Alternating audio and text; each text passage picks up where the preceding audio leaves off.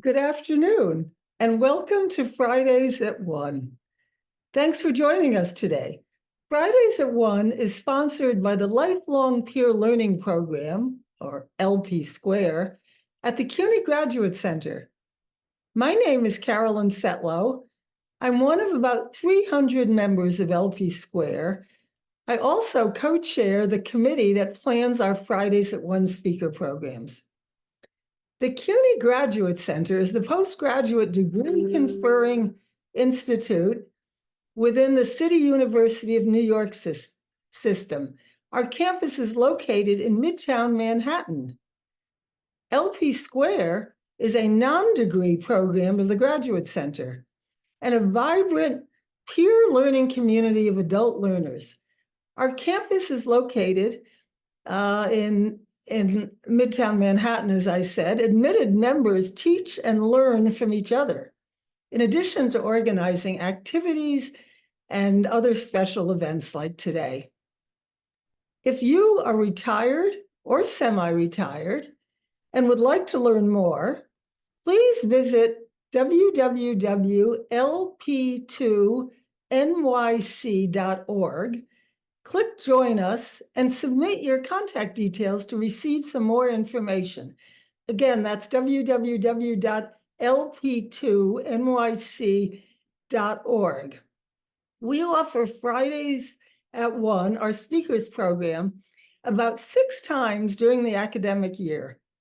These are public programs open at no cost to the CUNY community and also to the general public. These programs are funded by LP2 members' donations to the IER, which stands for the Institute for Education and Retirement, the nonprofit arm of LP Square. This is one way we give back to our community. We invite well-known figures in the arts and sciences, like today's speaker, for conversations with one of our members, followed by Q&A. I now have the pleasure of passing the virtual mic to Ruth Mackaman. A fellow member of LP Square, Ruth is in fact the elected chair of our advisory board. But more relevantly, she'll have the pleasure of welcoming and interviewing today's guest. You're on, Ruth. Thank you, Carolyn.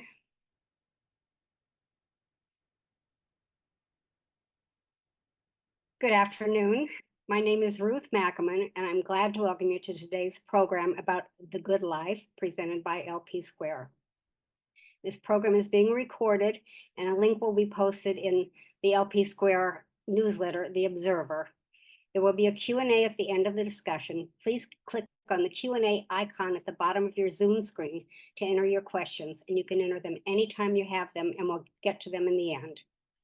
Our guest today is Robert Waldinger, a professor of psychiatry at Harvard School of Medicine, a psychiatrist, psychoanalyst, and Zen priest. Dr. Waldinger is also the director of the ongoing Harvard Study of Adult Development, which started in 1938 to discover predictors of well-being and healthy aging. He is only the 4th director of the 85-year-old longitudinal research project. His best-selling book, co-authored with Mark Schultz, the school's associate director, is entitled The Good Life: Lessons from the World's Longest Scientific Study of Happiness.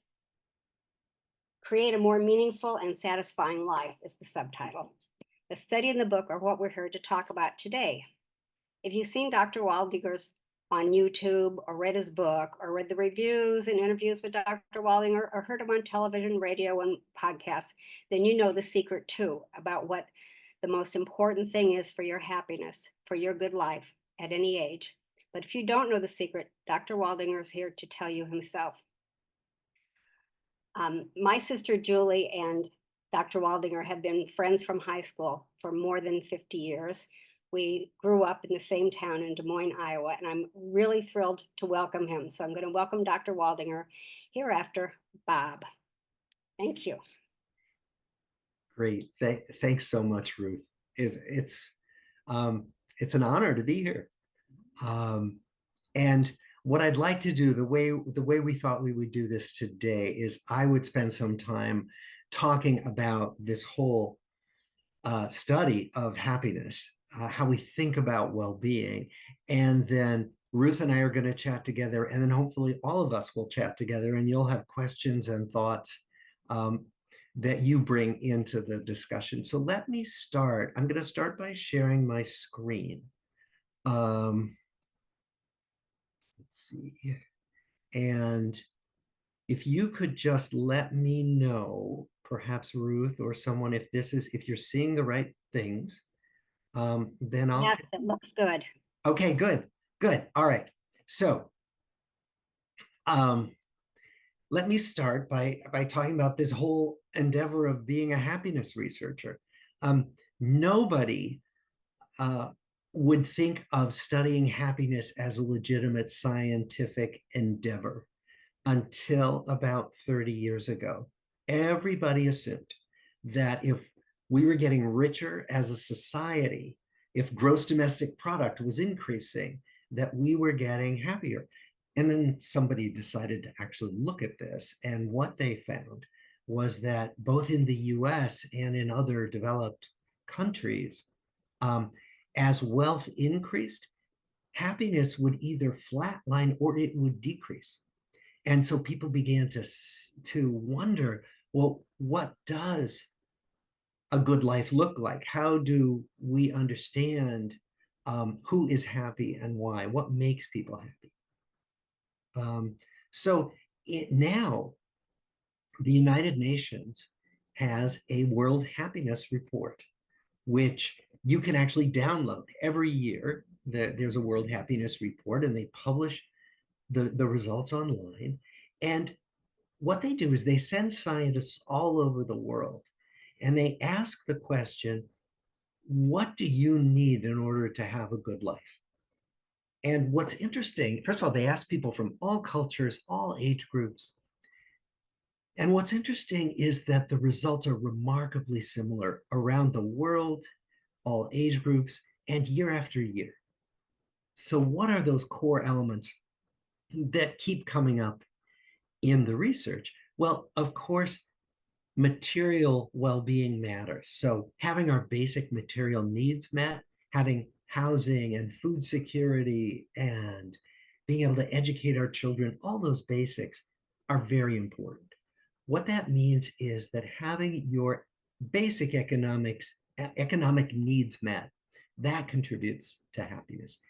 There was an estimate a few years ago that in the US, a household needed about $75,000 a year.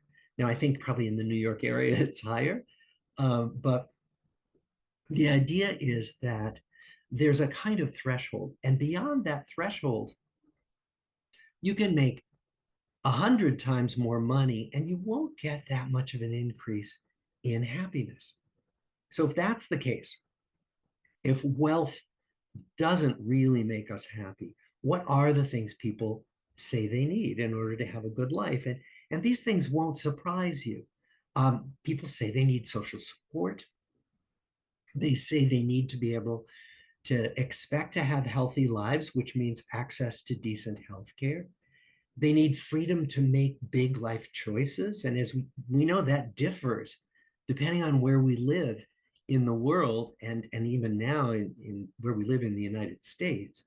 One of the most interesting findings is that people routinely say that to have a good life, they need opportunities to be generous, not just with money, but with their time, with their expertise, with their energy.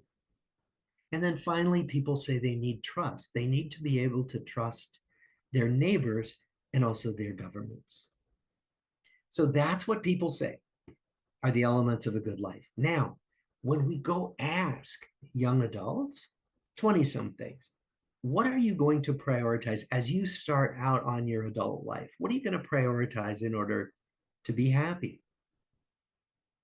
In one of the big surveys a few years ago, over 80% of 20-somethings said that in order to be happy, they needed to get rich, not just get their basic material needs met, but really make a lot of money.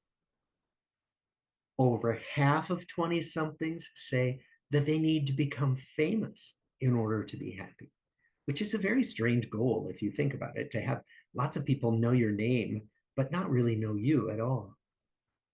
And over half of 20 somethings say that they need to achieve a lot at work. Now, these things, wealth and fame and high achievement, those aren't part of that list that emerges every year in the World Happiness Report. So then the question is, what's responsible for that disconnect between what young adults think they're going to need to be happy and what actually makes people happy? And a lot of this seems to have to do with the kind of cultural haze that we all live in that we don't even notice. So think about the messages we get all day long about what's going to make us happy, that if you buy a certain brand of car, you're going to be happy. If you serve a certain brand of pasta, your family dinners will be blissful. Or if you use a certain face cream, you won't look old. Maybe you'll never even get old, right? And on the one hand, this sounds ridiculous, but on the other hand, those messages are everywhere in what we see in the media, so that the good life gets defined for us in popular culture rather than being defined by us. Similarly, we see other people's curated lives, particularly online. I pulled this photograph from Facebook, and these are the kinds of photographs we post for each other. If you think about it, if you were coming from outer space and your main source of information was social media, if you wanted to learn about human life, you would think that human beings are always at great parties, or they're on beautiful beaches, or they're diving into delicious plates of food. And on the one hand, we know that these are not accurate pictures of our lives, that we curate our lives. But on the other hand, it can give the impression that everybody else has life all figured out except me. One of my teachers put it this way. He said, we're always comparing our insides to other people's outsides. That, I'm comparing the me who some mornings wakes up feeling good, but some mornings I'm kind of depressed, or I feel like I don't know what I'm doing. And I compare that with these pictures we get of life on TV, on social media. We're also told what our bodies are supposed to look like. And all of this gives us a picture of human life that is inaccurate, that's incomplete, that leaves us not understanding what life is like for most people. And that's why I'm making a case right now for what I've done for the last 20 years of my professional life. So what I've done is to study how real lives actually proceed, thousands of them. Most of this study of human life we do by asking people to remember the past. And that's a perfectly valid way to collect information about human life. But we know that our memories are full of holes. I mean, if you think, for example, what did you have for dinner 1 year ago today? Unless it was a special day, you won't remember, because so much of what happens to us, we can't hold on to, we can't remember. Many times the most important things kind of slip away from memory. And yet, more than 95% of research on human life is done by asking people to remember the past. The other thing that we often do as researchers is we take snapshots. And so what we do is we think that we can study, for example, the illness of diabetes by taking a sample of 20-year-olds and a sample of 40-year-olds and 60-year-olds. But that leads to inaccurate pictures as well. So the Harvard Study of Adult Development, which I have led for the last 20 years, as far as we know, is the longest study of the same human beings going through their lives that's ever been done. We have followed the same people since 1938. The study began with two groups that didn't even know about each other. A study of Harvard College undergraduates, sophomores, who were thought by their deans to be fine, upstanding young men, chosen from the classes of 1938 to 1942. Now, of course, now we think of this and smile because it's meant to be a study of normal development, normal adolescent to young adult development. But to study that in 2024, you would never pick a sample of Harvard students, all men. That would not be a representative sample with which to study normal development. But at that time, that's what they chose. The other group was chosen from a study of juvenile delinquency at Harvard Law School. Sheldon Gluck and Eleanor Gluck were two researchers who were interested in how some children from really disadvantaged circumstances managed to stay on good developmental paths and stay out of trouble. So these, again, boys were chosen because they came from very troubled families, families with domestic violence, with parental illness, parental substance abuse, so many problems. And yet these boys had not gotten into trouble. So both of these groups were brought together, 724 original young men. All of them studied for many years. Now, what we did was we brought in all their spouses and we brought in their children, more than half of whom are women. So we have gender balance now in our sample. We have men and women in virtually equal numbers, but everybody is white. Everybody is Caucasian. And the reason for that is that if you want to start a study in 1938 in the city of Boston, that city was 97% white in 1938.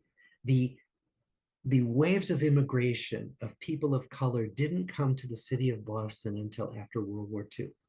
That's the biggest limitation of our study. And for that reason, when I present findings to you today, I'm only going to present those findings that have been corroborated in other studies of more diverse groups, because we don't want to just assume that a study of Caucasian people represents everybody. All right. So when we started the study, we interviewed these young men, we did physical exams, we did psychiatric interviews, and then we went to their homes. We talked to their parents, we talked to their grandparents. There are wonderful notes made about what was being served for dinner, about the discipline style in the home. And then the Harvard men were of an age to serve in World War II, so almost all did that. The inner city men were 9 years younger on average, so they were not eligible to serve in the war. But they all grew up and became doctors, factory workers, bricklayers, lawyers. John F. Kennedy was part of the Harvard group. Ben Bradley, the longtime editor of the Washington Post, was one of the Harvard students. We recently found out that the Boston Strangler was part of the inner city group, but most of these people in our study were not famous, they were not infamous, they were just living their lives. And we followed them year after year. And until eventually we studied aging and retirement. Our first generation, almost all have passed away. Only about 10 of our original 724 men are still alive. They're all over age 100, and we're in touch with all of them and with many of the spouses as well. So what have we studied for 86 years? Well, the big domains of life: mental health, physical health. For the Harvard men, war experiences. We studied work life, we studied relationships, and eventually aging and retirement. And then the question is, well, what did we use as our study methods? We did interviews, we asked them to fill out questionnaires, we got their medical records. from their doctors. But in addition, as new research methods came into existence, we started using those methods to study all of these aspects of well-being. So, for example, when they were in their 80s, we put many of our men and their wives into the MRI scanner, and we showed them different kinds of images and watched how their brains lit up in response. We brought people into our laboratory, deliberately stressed them out, and then watched how quickly they recovered from stress. We draw blood for DNA and messenger RNA, all of these as ways to try to study well-being. So then what have we learned? Well, we've published over 200 papers, 10 books, and one of our findings will not surprise you at all, which is that if you take care of your health, it makes an enormous difference in how long you live and in how long you stay healthy.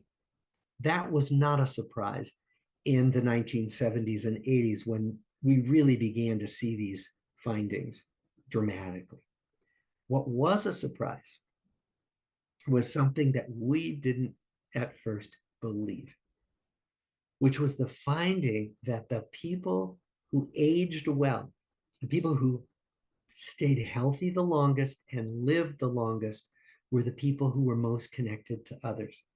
That literally the people who saw more people in a given week, and people who had more relationships in their lives, were happier, of course, but also healthier. And it wasn't just the number of connections that people had, it was the warmth of those connections. That people with warmer connections were less likely to develop those preventable diseases of aging, and they lived years longer than their counterparts who didn't have many relationships or had very difficult relationships. So we and other research groups have begun to find this strong connection between your social life and your health. So we know now that loneliness, which is social disconnection, is as powerful a risk factor for poor health and early death as smoking half a pack of cigarettes a day, as having untreated high blood pressure, as being obese.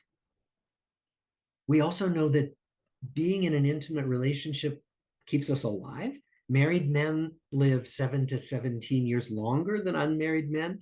For married women, it's 5 to 12 years longer. Women will tell you that marriage is always a better deal for the men. And this is not just marriage. This is people who live in an intimate partnership with someone.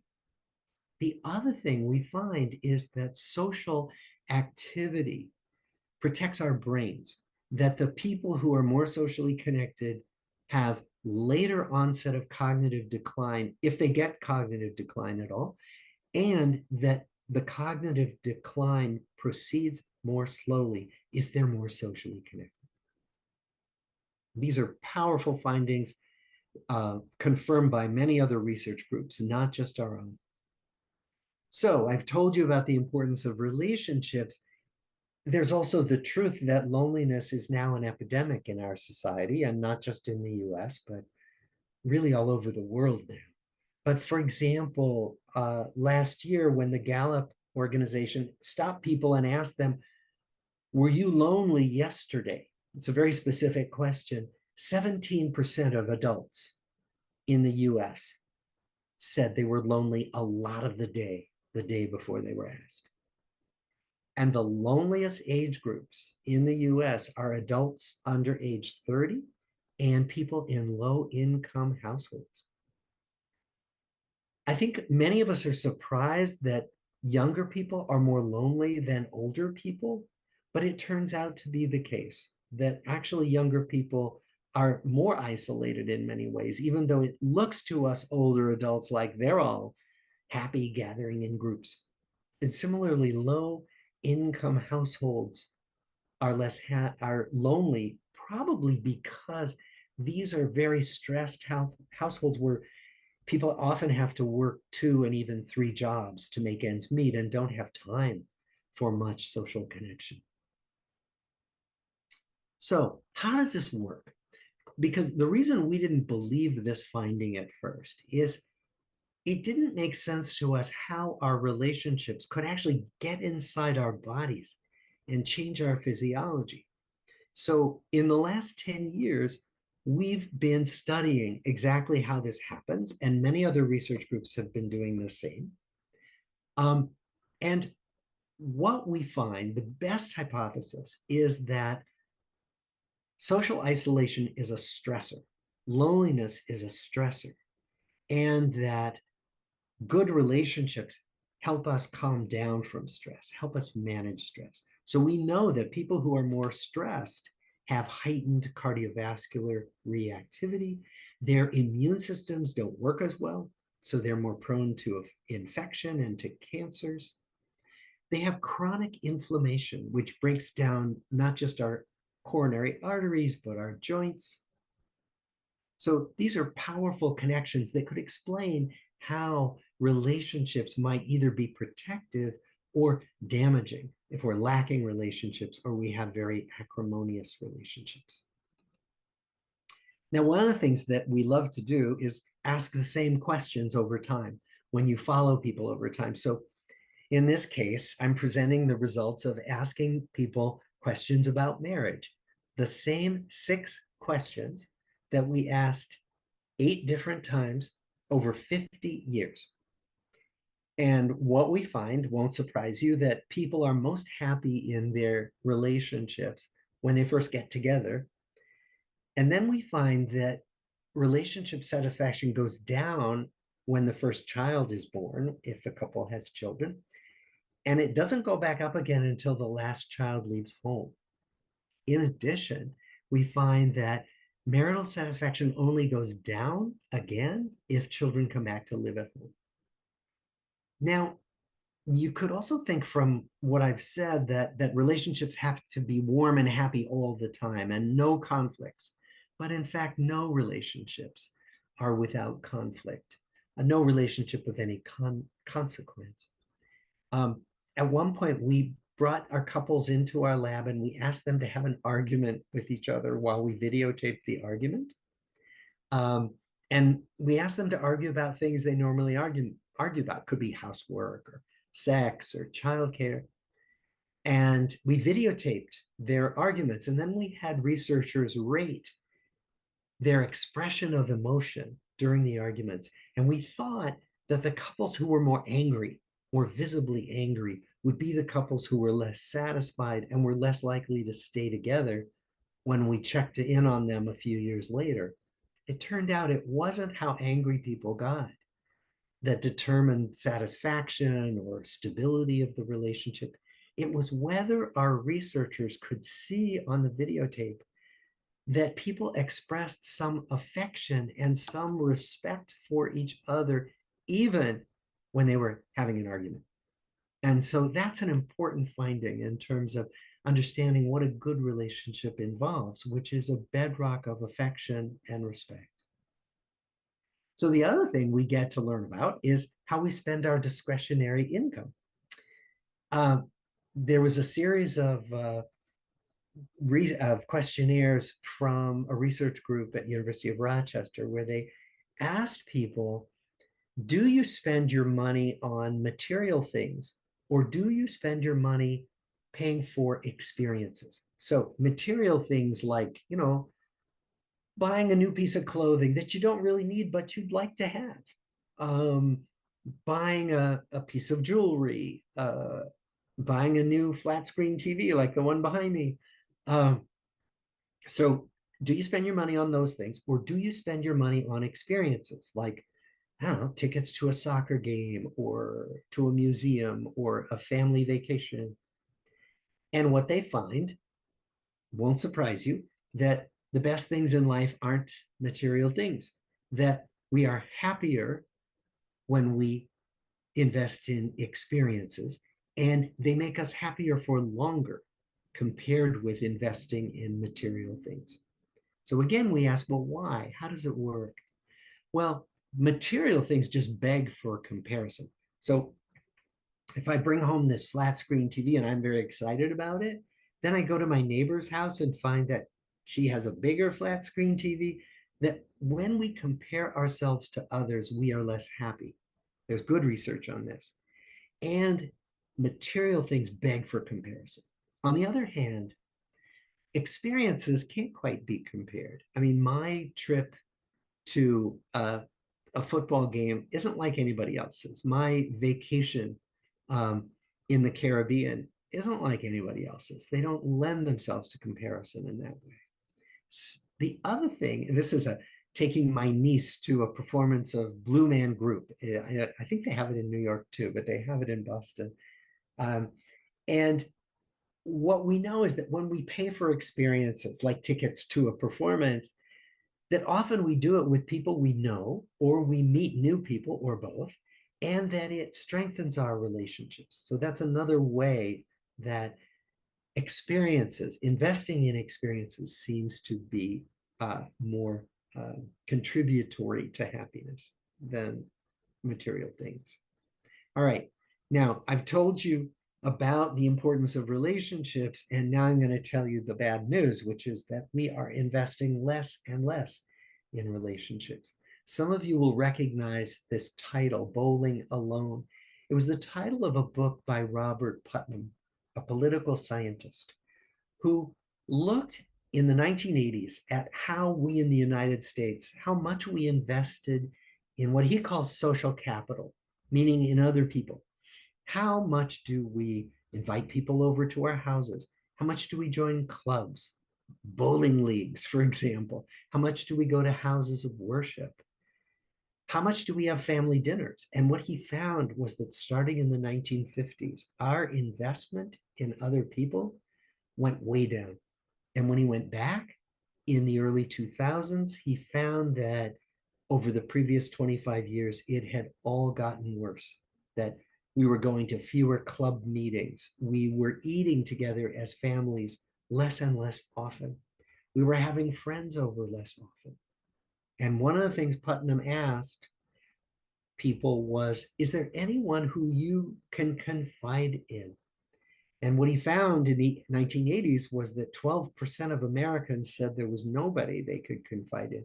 When he went back in the early 2000s, 1 in 4 Americans said there was nobody on the planet they could talk to about personal matters.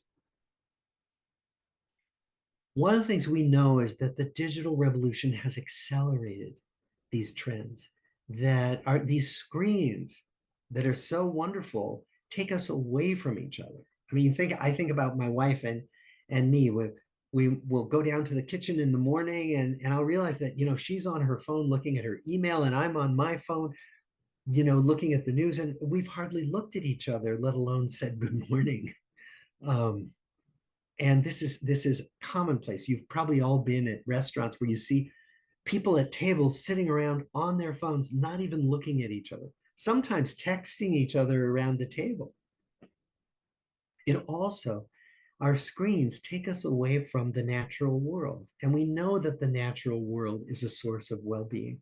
This is an iconic photo. I think it was in the New York Times, of this man completely lost in his phone while this magnificent creature is right in front of him. There's also been a new interest in understanding loneliness at work. The Gallup organization did a survey of 15 million workers around the globe. Again, all cultures, all age groups. One of their big questions was, do you have a best friend at work? And what that meant was, is there anybody at work who you talk to about your personal life? And what they found was that the people who said yes, they had a friend, they were better at engaging customers, they produced better work, they were less likely to get injured on the job, they were less likely to leave their job. But guess how many people said they had a best friend at work? Only 30% of this group of 15 million had a best friend at work. And then those other 70% who didn't have a friend at work, only 1 out of 12 of those people said that they were engaged in their jobs. This survey included people all, you know, at all levels of an organization, and they found that half of CEOs reported feeling lonely much of the time at work. So this has become an enormous problem, especially given that most of us spent much of our waking lives in the workplace. So how do we do something about this? How do we lean into our relationships? For this, I'm going to turn to one of my Zen teachers, John Tarrant. He said something that I come back to often. He said, attention is the most basic form of love. And if you think about it, our undivided attention is probably the most valuable thing we have to give each other. But it's also one of the hardest things. My colleague Linda Stone writes about what she calls continuous partial attention, which is what we're giving each other a lot of the time. We were kind of half looking at a screen and half listening to someone else. So what can we do? Well, certainly we can structure things to give each other our full attention. We can have date nights or just go for a walk with our partners. We can structure work lives to create more opportunities to connect with each other. We can pay more attention to eating together as families because we know that family cohesion, child development, those things go much better when families regularly eat together. And of course, we can volunteer in our communities and be active in our communities as a way to be connected and stay connected to other people. So now I want you to do a little exercise with me because you might think, well, this is really not for me. What could I do about this anyway? And I don't have the time or the interest. So what I'd like to demonstrate is that this is not heavy lifting, that you don't have to do some great big project to stay more connected with people. So what I'd like you to do, if you're willing right now, is first think of a person who you enjoy spending time with, but you haven't seen in a while. Could be a friend, a family member, maybe somebody you miss or you just like to be connected with. Now, if you can, take out your phone, or you could do this, you know, on your computer, but it might be hard because you're on Zoom now, but send this person a message. Just say something simple like, I'm just thinking of you and wanted to say hello or hoping we can connect soon. So I'm going to pause for just a minute. And I'd like you to do that. It'll only take you a minute.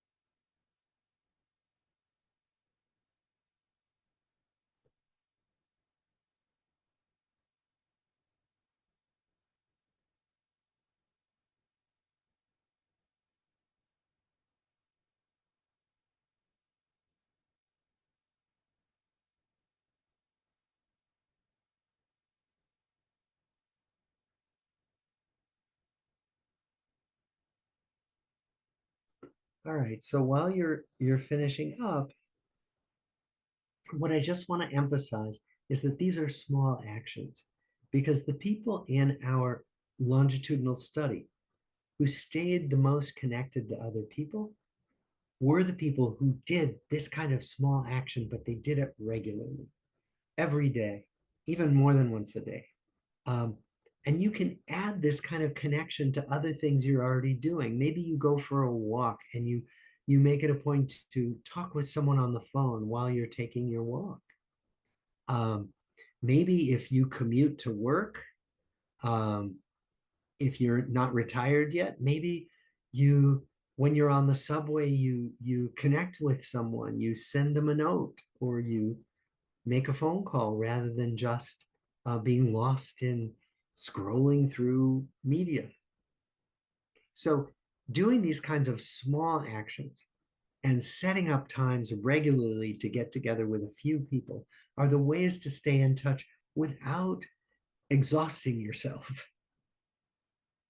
All right. Now, one of the things we've done, and I just wanted to mention this, is we've taken the findings from our study and put them into programs that we think can enable people to do more to enhance their well-being. So, for example, we created this program called Roadmaps for Life Transitions, where people essentially spend time in small groups talking about where they are in their lives now and what's changing. They talk about what they value the most, what's most important to them, and how they're spending their time expressing those values. We ask people to check in on their relationships and what things they might like to improve about their relationships right now.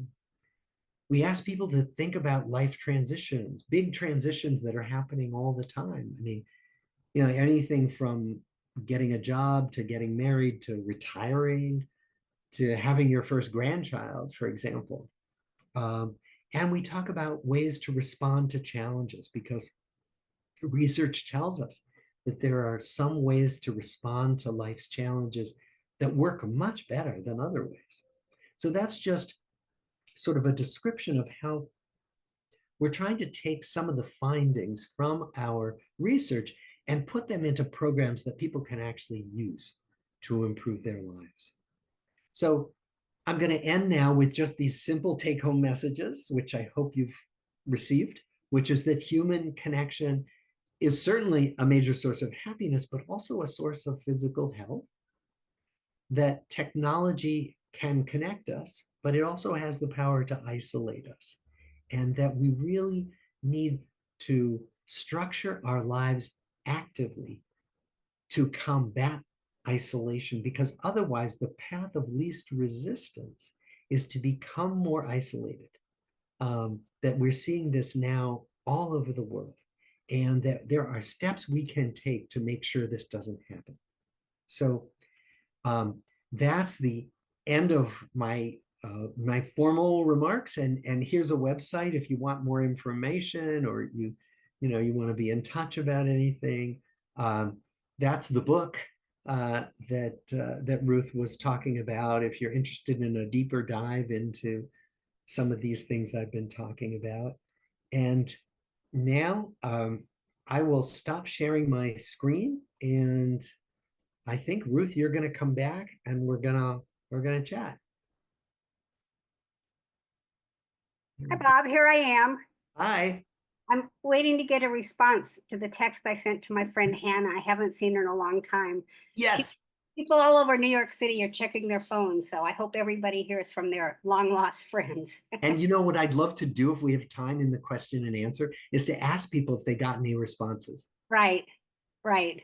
Yeah, she must be busy. But anyhow, thank you very much. Before I go into my prepared questions, you were talking about how you're seeing that people are much less happy. And I'm sure you're familiar with the Angus Deaton and Ann Case study about the deaths of despair. Yes. I'm sure that corroborates your findings, doesn't it?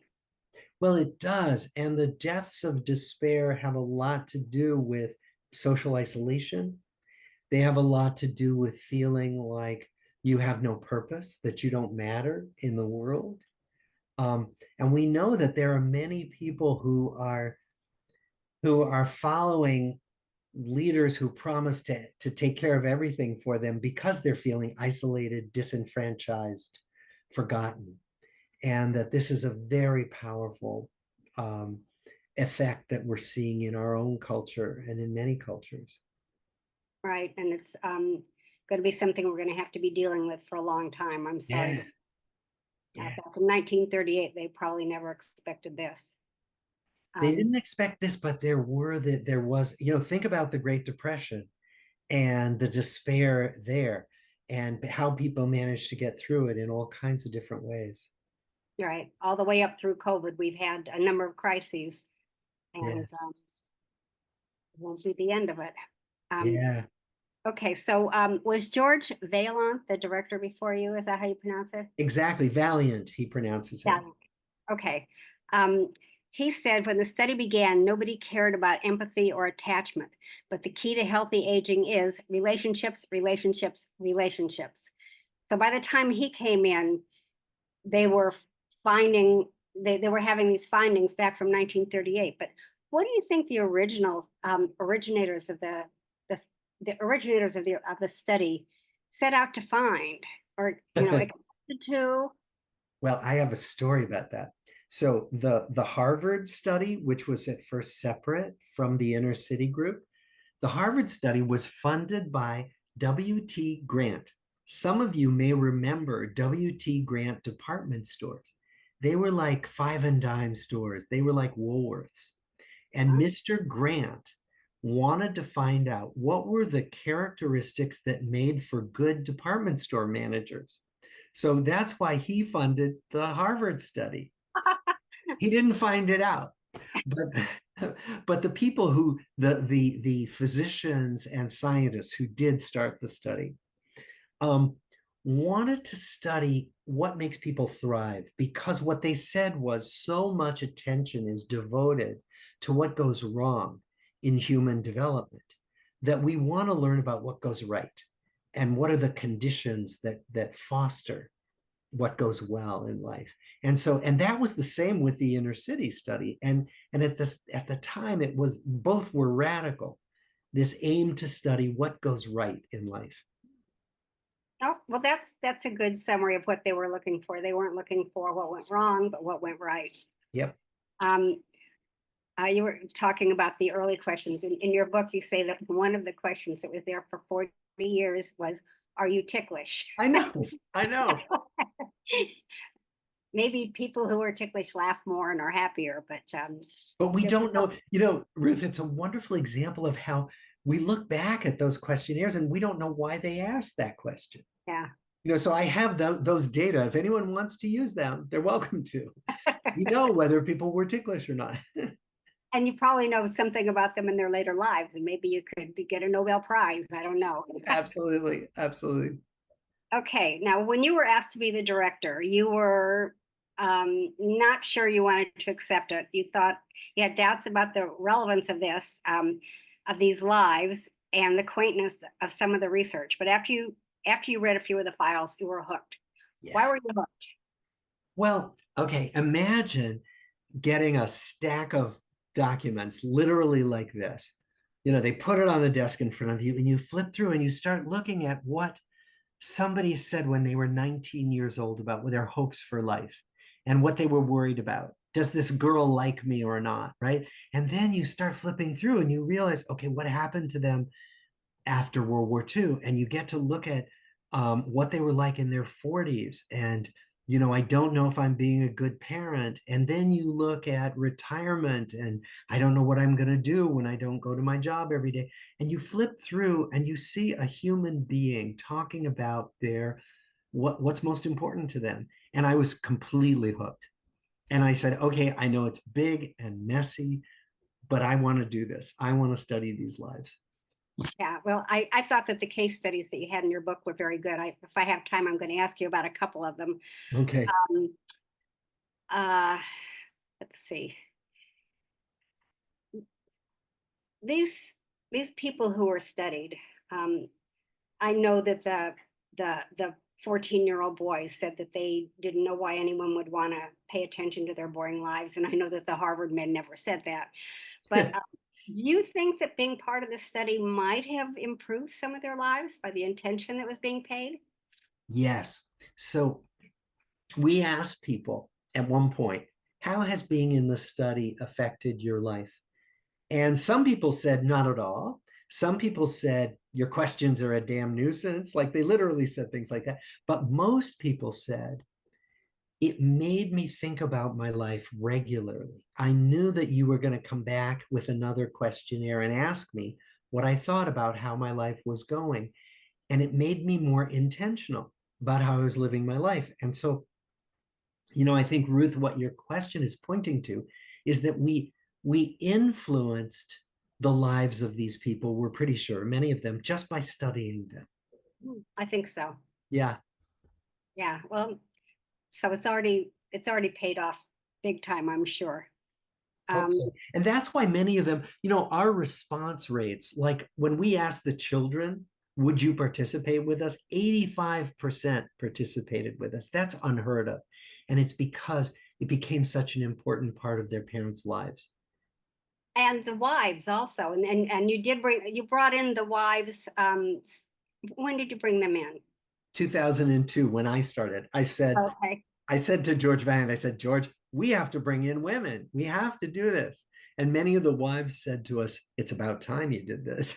Yeah, yeah, because they were really part of the study all along because their husbands were talking about their relationship. Exactly. Yeah. Exactly. And did you interview them separately We when they did. had their own questionnaires? We totally did. And it was very helpful. And especially we interviewed them about their marriages separately. And that was pretty interesting because sometimes people were telling, it sounded like they were talking about the same relationship, husband and wife. And sometimes it was like they were living on different Oh planets. yeah, we get along great. Yeah, yeah, yeah. We never, Terrible. right, exactly. And when you interviewed their descendants, were you looking to get their take on the original participant or looking to see how their lives had developed and if there was any bearing on their father's outlook on things? Well, it was some of both. I mean, what we were most interested in were what we call in my world, intergenerational continuities and discontinuities. What gets repeated, what gets passed on from one generation to the next, and what doesn't, you know? And so that's a lot of what we've been trying to study with data on two generations. Well, are you finding there's any relationship with happiness being passed along? We are. People who grow up, needless to say, people who grow up in happier families tend to be happier, although we're all also born with inborn temperaments. And so inborn temperament has a lot to do with general mood. And people differ a lot, as we know. There are Tiggers and there are Eeyores in the world, and they seem to be that way from birth. Even in one family. Yeah, in one family, true. Okay. Um, Now your respondents were really had a high degree of self-reflection. Yeah. Um, is that the interviewer who pulled it out? Um, It is the interviewer. Particularly my predecessor, George Valiant, had a wonderful way of asking questions that pulled for real vivid responses. So for example, he asked a question, who could you call in the middle of the night if you were sick or scared? List everybody. Now that's a profound question if you think about it. And it's about security of attachment. But he had a way of asking it in the most prosaic, literal way that got people to respond, in non-trivial ways. yeah, maybe some of them realized they didn't have anybody they could They call. did, they did. And some of those people were married and they couldn't list anybody. Oh boy. Yeah. Um, so did the interviewers ever go off script or did they ever offer advice to anybody? Yes. So we were not a hands-off study. So one of the ways that we kept people engaged was to help them feel like they were part of a community. And that means that, like, if somebody needed a doctor, we helped them find a doctor. If somebody needed a psychotherapist, we helped them find a therapist. Back in the 1940s, when these young men were coming back from the war, occasionally the study loaned them small amounts of money. So this was so different from the scientific method now. I mean, that was taboo, right? But at that time, and what we think it did was it made people feel like they were very much a part of a community. And that's why, our dropout rate was about 20% over 86 years. That's unheard of. That's amazing. Unheard of. Yeah, congratulations. That's really great. And um, I know that you did blood draws to do DNA tests and you tested hair follicles to look for stress reactors. Yeah. And you just said in your talk that you gave them MRIs. I mean, Yeah. how did you get people to go along with that? Well, we asked nicely. Yeah. We explained why, what we tried to do we didn't want to tell them what we were looking for because that would bias the research. But what we would say is these are all ways of studying life that will give us the richest information. And what we kept emphasizing was you're giving a gift to science because no one else can do this. There's no other study like it. And so to add this new method is completely rare and you can't be replaced. It's not like we can go out and get someone else off the street who can Right. do this because we don't have all the information we have about you. So that's how we would try to convince people to do these new and sometimes strange things with it.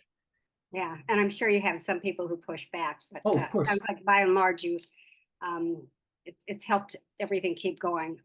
Yes, Um, but there were, and that's important, Ruth, because at every step, people were free to say no, and we kept, that's essential. That there's no coercion about this. right. And who are these interviewers? And are they there for years, or are they like graduate students who stay for 2 years? Mostly graduate students, mostly undergraduates, people graduated from college who are on their way to grad school in medicine or psychology. And so often they would be young women. And I have a little story about that. When we did our study of late life marriage and health, the young women would go to these people's homes and interview them separately and together and videotape them. And several of our study members said, these are people in their 80s.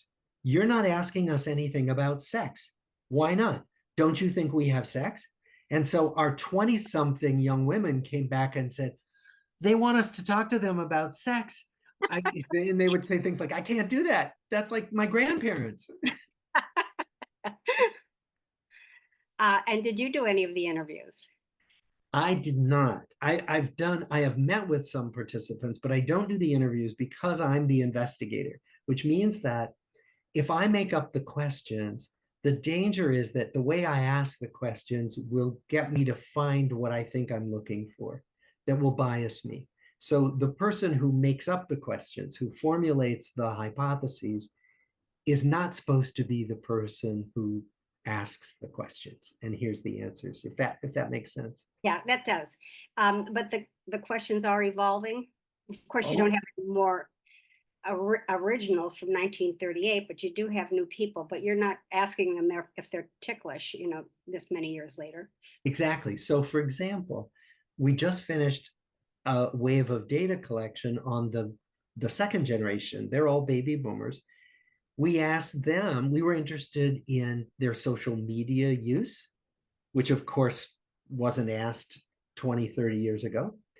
And we were asking them what their experience was during the COVID pandemic lockdown.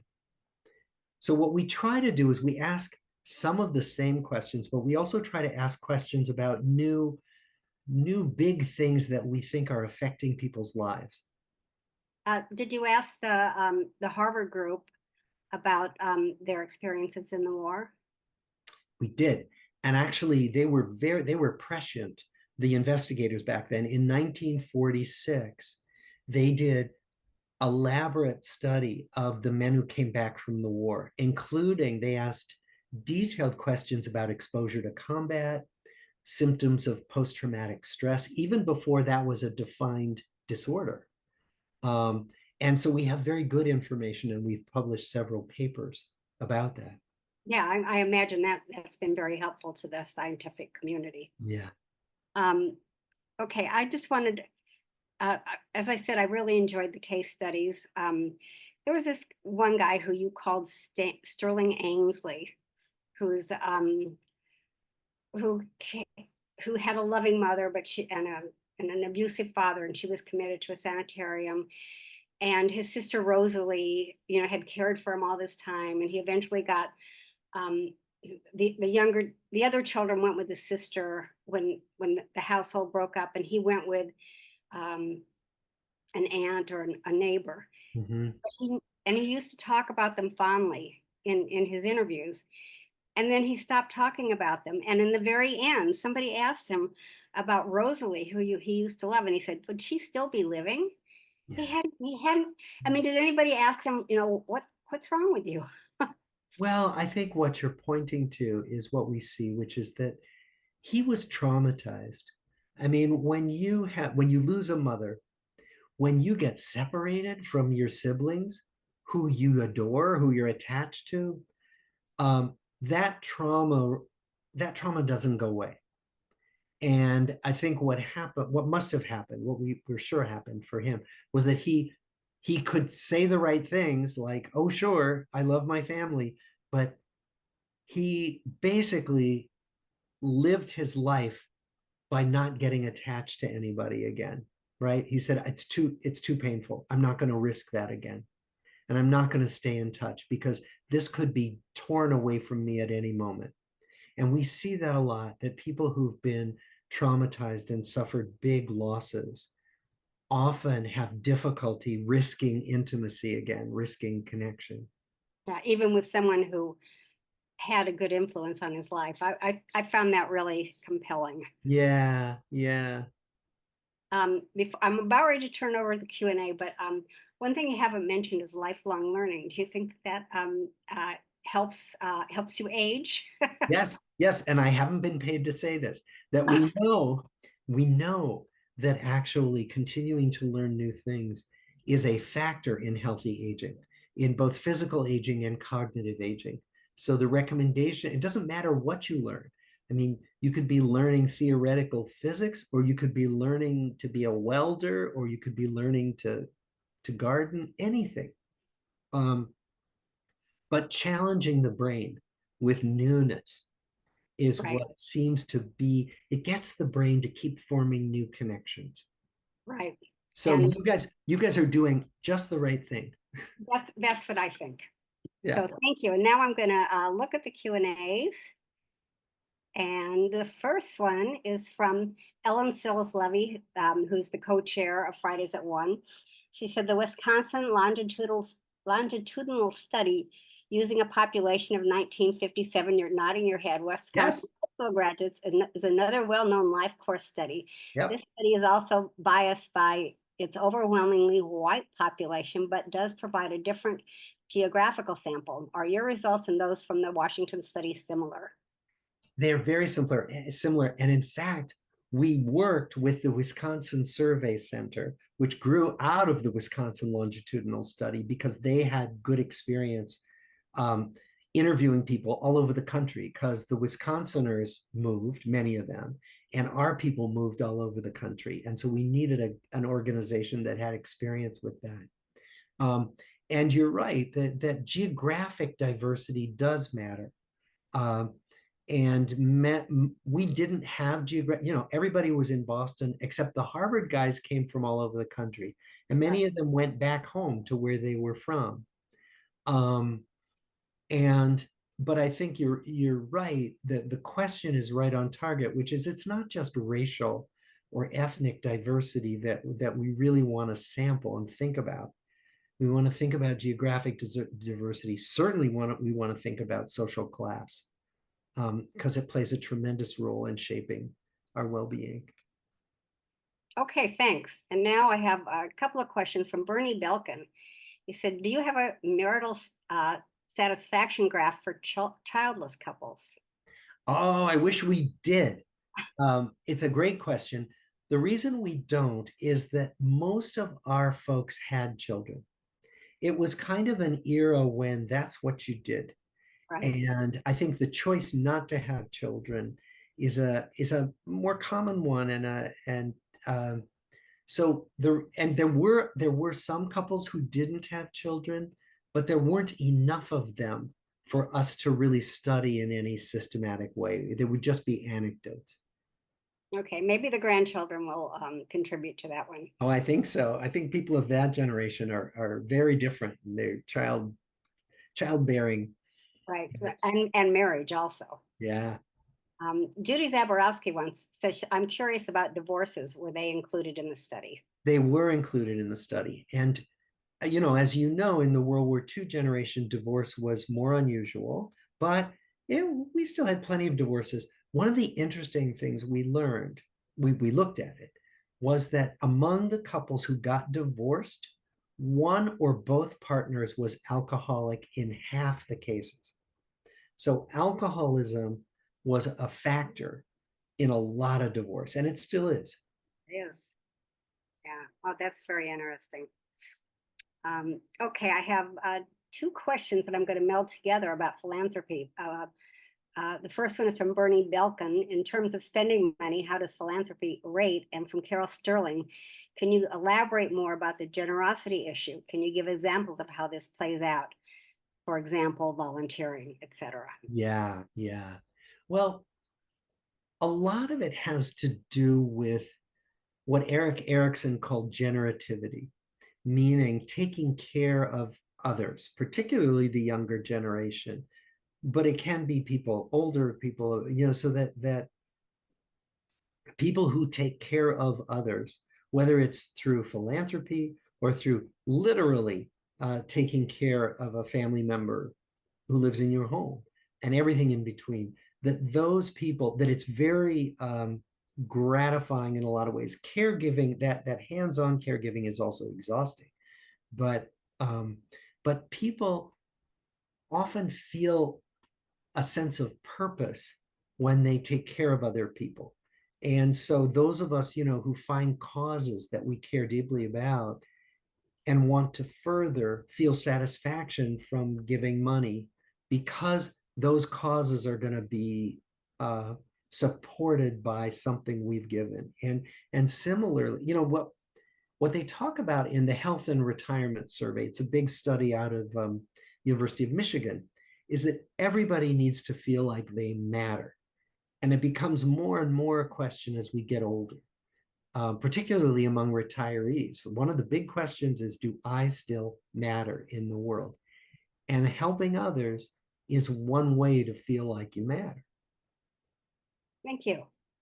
Okay, on a different note, this is from Tony Young. What about the fact that many jobs are now remote, thereby isolating people who might actually choose to have a workplace to go to, or who would be happier if they were forced to report to an office or other workplace? I'm sure you've seen a lot of this.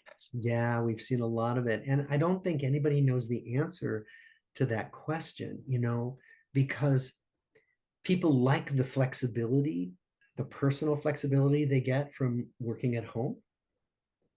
But like everything, it varies. Some people love working at home and need to work at home. Other people feel more isolated. What I will say is that many younger people don't like having to go into the office. And I'll give you an example, but he's typical. My son is in his 30s and he started a job that was all remote. And then a couple of years into it, his company said, everybody has to come into the office at least 2 days a week. My son was indignant. How dare they take away my freedom? So he's had to go in, and sure enough, he finds that he likes it. That in fact, going into the office meant he connected with people in a completely different way than he had remotely. And so and the reason why he's typical is that we notice a certain resistance. If I say to you, do you want to stay home on your couch, or do you want to take the train and go into the city? And, you're going to say, I'm sitting home on the couch. But when we get ourselves to overcome that resistance and even go through a little inconvenience, often there's something so warming and energizing about being with other people in person that we realize it's worth it. Especially if you have a best friend at work, which is one of your Absolutely. other I really liked. Absolutely. Now, this is one I know nothing about from Bernie Belkin again. Have you taken account of the Hawthorne effect on the results of the study? Uh, Tell me, I've heard that phrase, but remind me what the Hawthorne effect is. I don't know. And Bernie can't say, so we'll have to look it up. And Oh, okay. Bernie wants to type more in a Q&A. I'll get back to you on that one. Okay. Because I know I've heard it before, but I can't remember what it refers to. Okay, so it's not right up in your wheelhouse, I guess. No. And from Ellen Sills Levy again, do you see changes in people's idea about what will make them happy over time? At what age, if any, do the trends change? Oh, yes, absolutely. So, for example, many younger people like novelty. And as we get older, we value familiarity more. It doesn't mean we stop wanting some novelty and, new experiences. But what we notice is that as we get older, particularly as we get more aware of how fragile life is and how precious it is, we come to value the routines. You know, the each Thanksgiving dinner becomes more precious. Whereas when you're in your 20s, it's like, oh, another Thanksgiving dinner. Yeah. And I think that it comes from the awareness that time is short, that we change what makes us happy, we change what we value. And there's good research that demonstrates this. But you can't say that at 45, everybody stops thinking about children and thinks about something else. Well, it's interesting that you use the age 45, because there's good research that shows that this awareness of mortality really starts to increase around the mid 40s, and that it then continues. And that contrary to what I expected, I thought, well, the more I'm aware of death, the more depressed I'm going to get. Turns out that the older we get, the happier we get, and that it has something to do with realizing that time is short. And so we start making the most of time, and we start prioritizing, smelling the roses. I'm in a possibilities of poetry class, and we've discovered the poems we're writing are all about life and death. Yes, It's not yes. depressing. Yes, exactly. And it's not making you depressed, right? Right. It's fact. Yeah. Okay. Jonathan Gilman wants to know, have you ever reviewed the British documentary of 10 Up, 20 Up to Oh, 50 those Up are by great. Michael Apted? Any thoughts on that? Oh, I see those films and I'm just filled with envy, because we would love to be able to do those films. That's exactly the kind of thing we could do, except that our research is entirely confidential. That we, of course, pledge to maintain confidentiality, because otherwise, why would anyone tell us about their lives? In fact, we maintain confidentiality from children and from parents. So if children want to know what their parents said, we can't tell them. Right. And we explain to them why. So, but those films, the 7 Up films, 14 Up, oh, those are amazing. And I recommend people watch them. I think they're like on Netflix or somewhere. They're so interesting because they follow real people from the time they're 7 years old, and every 7 years he revisits them. And it's fascinating. Great. Okay. Yanis Sagalakakis has 2 questions. From your studies, what factors came out as to what gives lasting resilience, regardless of what proverbial curveballs life, and for the most part, people throw at you? What factors gives you lasting resilience when you Well, get 2 things. One is other people. So let's say you've got some people who throw bad stuff at you. Often it's having a network of supportive relationships that helps us get through the hard times, whether they're, getting divorced. It's if you have friends that can really help you get through a divorce or a death, or, and so what we find is that people are a big factor in resilience. Similarly, having activity, having work or pastimes that you really care about, that can get you through. And then for some people, not for everybody, for some people, faith, religious or spiritual practice can help a lot. About half of our people characterize themselves as having religious practice or spiritual practice, and about half did not. Neither group was happier than the other, but the people who were more religious or spiritual said that it particularly helped them get through hard times. so meditation is one of the tools to deal with curveballs. It works for me. Yeah, obviously. Okay, Yanis has another question I'm going to read. I am curious whether you have quips about how robust scientifically your study is, given that happiness is something extremely idiosyncratic. In other words, each participant in a study on their own right, and a study that can't be aggregated methodologically, strictly scientifically speaking.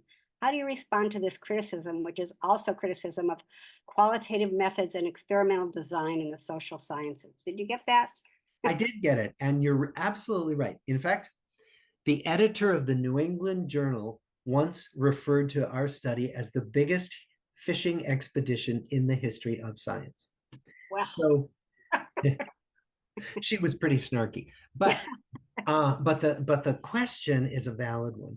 So we know that we are not doing causal research because we're not doing strict experimental research. You can't do that. I can't assign you to have a traumatic childhood and me to have a good childhood and then follow us both 50 years later and see what happens, right?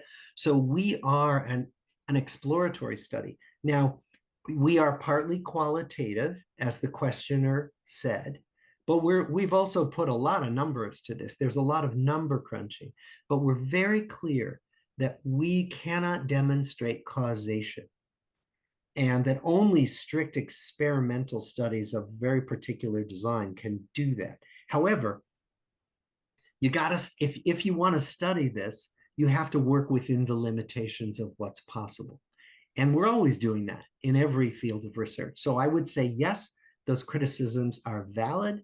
And we think it's kind of the best we got. and maybe there's some good fishing expeditions. Yeah. Okay, Carol Sterling asks, if people are born with a proclivity towards a certain inborn temperament, were you able to see patterns where they could overcome a negative temperament and have a happier life? Yes, we were able to see that. That some people could, partly by who they associated with, sometimes they could gain more kind of optimism and more and less irritability by being with people who had those characteristics, particularly intimate partners. So we found that.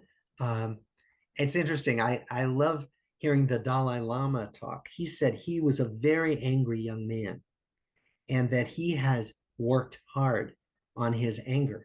And what he says is quite possible. And I think we find that too, that people can, if you want to, um, if you want to modify a characteristic, things are not infinitely modifiable. That's very clear. But we can shape ourselves. We can tweak ourselves. It's a lot of work, but many things are possible with a lot of work. Well, I know your book makes it clear that it's never too late. Yeah. We all took a little step today by sending our text message. That's what I want to ask. Did anybody get anything they want to share? I haven't gotten mine. Okay. Well, if people let me know, I'll get back to Bob.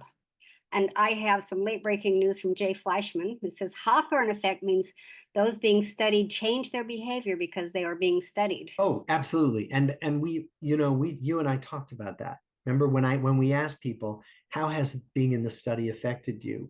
Many people said it's had a major effect. We could say that's terrible from a scientific standpoint, but we could also say, again, it's one of the limitations that it's very difficult to not affect the field you're observing by just the fact of observation. Okay, and I want to say that about 5 people wrote in to tell me what Hawthorne effect was. So Hey, you got quite a group there. if anybody got a response, just post it in the Q&A so I can report back.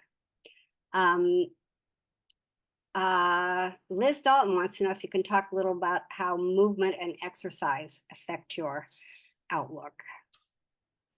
We did not study that. There is decent research on it, so I think it's out there to be found. What we found was that exercise was very impactful on how healthy you stay and how long you live. So regular movement makes a huge difference, but I couldn't tell you more than that. Okay, well, we know it helps stave off aging and illness. Yeah. Okay, this is from Bill Nash, the John Stuart Mill autobiography. This seems to be a quote from it. Ask yourself whether you are happy and you cease to be so. Comment, please. I love that. One of my fellow Zen teachers wrote a book called Ending the Pursuit of Happiness.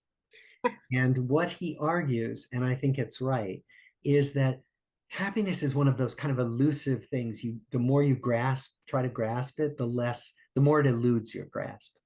And that what we find is that happiness is a side effect of two things, of engaging with people you care about and engaging in activities you care about and that have meaning to you. And that if you do those two things, happiness arrives. But another way that I've heard this phrased is happiness is an accident, but we can make ourselves more accident prone. That's a good retort. I hope you got that, Bill. This is one from Judy Zaborowski. She said, I'm trying to understand how the non-Harvard study was integrated with the Harvard one. It was complicated. So one of the things was the questions were different, as you can imagine. So then what happened was when they were integrated, going forward, we started asking exactly the same questions to people in both groups. But then looking backwards, and the people who've done research will understand this, we started creating essentially, like, if we ask questions about the same basic subject matter of both groups, but the questions were phrased differently, you can do something called creating latent variables, where you kind of you can distill essentially the essence of different questions to look at to be able to combine the two groups to study them. So it's complicated, it's imperfect, but it gets you some way toward integrating two groups that started out separately.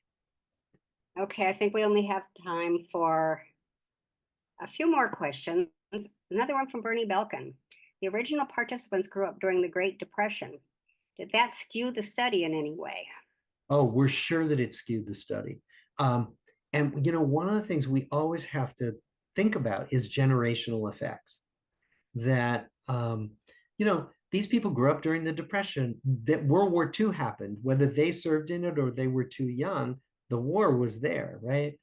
And so we're always trying to distinguish between what's an effect of just having been born in that generation versus something that happens to human beings generally. And of course, it's impossible to know for sure, but there are comparisons that one can make across generations and across studies of different generations that help us see which are these generational effects and which are probably not. Okay, I think two more. This is from Jay Fleischman. Have you ever looked at what is the desirable balance between social interaction and solitude? Aha. I'm glad you asked, because we're all on a spectrum from introversion to extroversion. We're all somewhere there, right? And our culture prioritizes extroverts. We kind of glorify the party animals, but there's nothing healthier about being an extrovert than being an introvert. It just means that introverts get energy from having more alone time, and extroverts get energy from being with people more. And so what we find is that there's no formula. So there's no formula as to how many friends you need. That depends on who you are. And so each person really needs to check in with themselves. Like, is this balance right for me? This balance of socialization and solitude. And that balance is going to be very different for different people. And I guess for happiness, that each individual has to have the right balance. Ideally, yeah. Yeah, because An it's introvert, stressful. yeah. If you're out of balance, it's very stressful. If you have too many people in your life or you're too alone. Yeah. Okay, last question. Like to know more about the social class element here that you mentioned in the relationship between social class and happiness. This is from Maria Perez Bustillo. Yeah. Okay. Interesting that the two groups, these very disadvantaged young people and the privileged Harvard guys, did not differ on average in their level of happiness as they went through their lives. But the Harvard men lived on average 10 years longer than the inner city men. So privilege makes a big difference. in how long you live. We think a lot of that had to do with access to resources, access to healthcare, access to decent food, access to the education that helped you learn more about healthy practices. So it's a big deal. For happiness equivalent, it was not affected, just their lifespan. No, and there are good studies. For example, they find that in Latin America, people are on average happier in Latin America, even though they're poorer than in the US. And they think this has a lot to do with the prioritizing relationships. Various Latin American cultures prioritize connections much more than they prioritize work life. Now, all these are big averages, right? These are stereotypes, but they matter. And we know that Latin Americans are on average happier. Excellent. That's the end of the Q&A. And first of all, I want to thank the audience for submitting great questions. Fabulous. Really good. I didn't need to bother with mine. You have good ones to,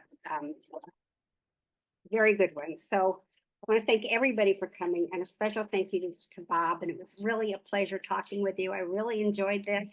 I really enjoyed it too. This is Okay. what a lovely group in terms of. Yeah, it is. If you're ever in New York, I'll bring you to one of our study groups. I'll pick a really good one. They're all Okay, there. good. Okay.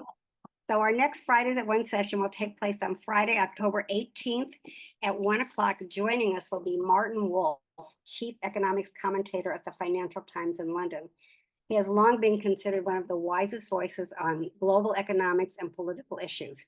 His most recent book, The Crisis of Democratic Capitalism, published in 2023, is a warning about how the marriage of democracy and capitalism is being corroded. And Ken Whitty is going to be interviewing him. We hope you can join us then. So thank you, everybody. Bob, Zen Master, Wonderful, I thank you. wonderful to be with you guys. Thanks for having me. Okay. Okay, bye. Bye.